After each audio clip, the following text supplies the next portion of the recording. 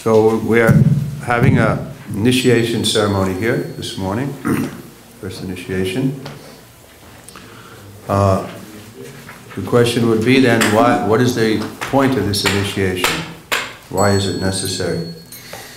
Because some places mention that simply chanting Hare Krishna is sufficient to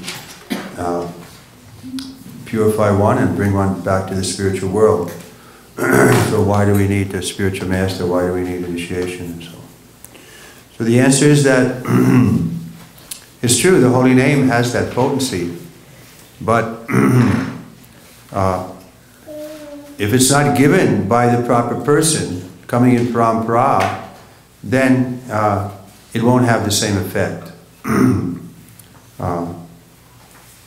The idea is that the mantra, when delivered by the authorized representative of parampara and Krishna, then it has the potency. It's not just merely letters in the alphabet. So this is the purpose of our approaching the spiritual master. This is mentioned in Bhagavad Gita. We should approach the spiritual master. We should render service to him. We should inquire from him, and submissively. And in this way, we can ascertain the truth. Because that truth, or the Sabda Brahman, the spiritual sound, is best understood from the lips of the pure devotee. It has the potency there. We can learn from reading, but we're advised to go to a teacher. This is even true in materialistic science. If we want to be a surgeon, we can read so many books on surgery, but it won't give us the same effect as if we were trained up by someone who knows the science. Nobody can just read the books and then open a clinic and say the surgery is performed here. No, we have to become recognized by the previous surgeons, and they'll test us. And then we can say, yes, now we passed the test, now we have license, now we have certificate. So something like that. Anyone can chant Hare Krishna and the effect will be there.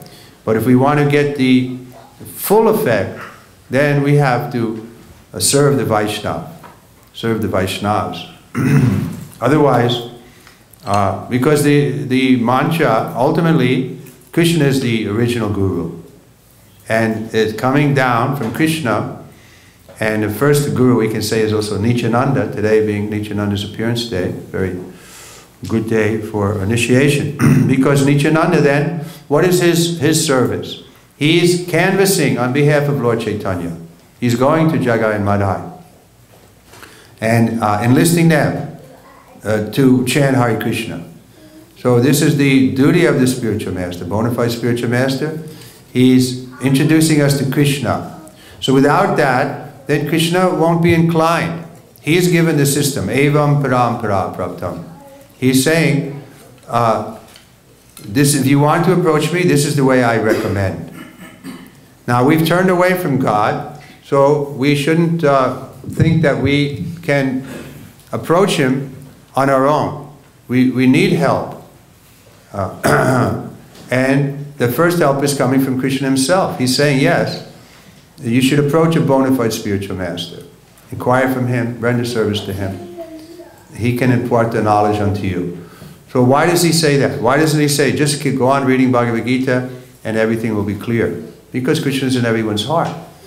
But no, he wants us to become humble. Once Srila Prabhupada was asked, we read Lord Chaitanya's Shikshastaka prayers, but there's no mention in there about the necessity of a spiritual master. And Prabhupada answered by, oh, you did not read Trinadapi Sunichaya verse, where one must be more humble than a blade of grass? Unless you have a spiritual master, you can't be humble, because you'll always be thinking, oh, I did this, I studied more than you, I became very conversant with all these things, and therefore you become proud. You'll think you're just like the smarta Brahmins. They're so proud of their learning and so on. But when you have a spiritual master, then you have to admit, yes, this person knows better than me. That means you have to be humble. Otherwise, the spiritual master will reject you. That's one of the offenses. Bhaktivinoda talks about the 9th offense, to instruct a faithless person. If we initiate such a faithless person and then later we see that he's deviating, then the Vaishnava, Acharya, the spiritual master, has to reject that disciple. Should reject him even in public and say this person is no longer Vaishnava because he's not following the Vaishnava principles.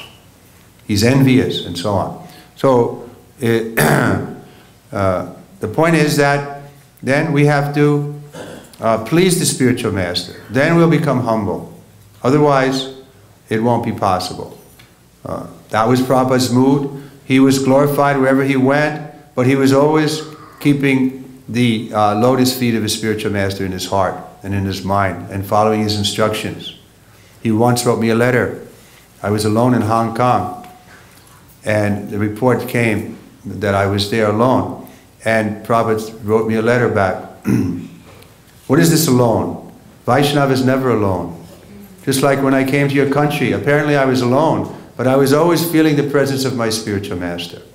The verse we read this morning also, the same point is there. That if we want to get the mercy of the Lord, then we have to get the mercy of the Vaishnava, of the spiritual master. This is the system that Krishna has given us. It's not, we can't dictate to Krishna how we're going to perform devotional service. We have to accept his method. So he's given us this method. Therefore, the initiation is required. One gets the beads chanted by the spiritual master. One gets the kuntimala. That kuntimala is compared to like a dog collar.